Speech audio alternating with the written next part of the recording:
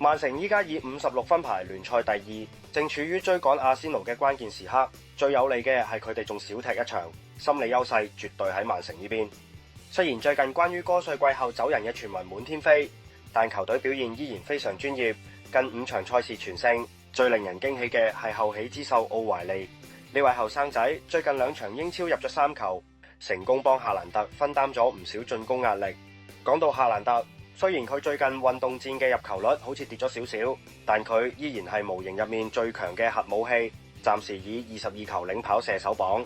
曼城套4-3-3陣式對住中下游球隊，控場能力真係好恐怖，場均控球率基本上都係65%以上。另一邊廂，列斯聯就以31分排喺第15位，雖然領先降班區6分，但之後嘅賽程其實幾難打。不過主教練法基今季真係將列斯聯變成咗一隊好難啃嘅骨頭，近5場比賽只係輸咗1場，其中主力前鋒加維特利雲嘅作用至關重要。佢除咗提供穩定嘅10個入球之外，更加係球隊打長傳反擊嗰陣最可靠嘅第一點保證。無疑預測曼城勝率63.4%。不過都要留意翻，列斯聯喺主場守得幾硬淨，曼城究竟能唔能夠淨勝2球或以上，呢點就仲有少少懸念。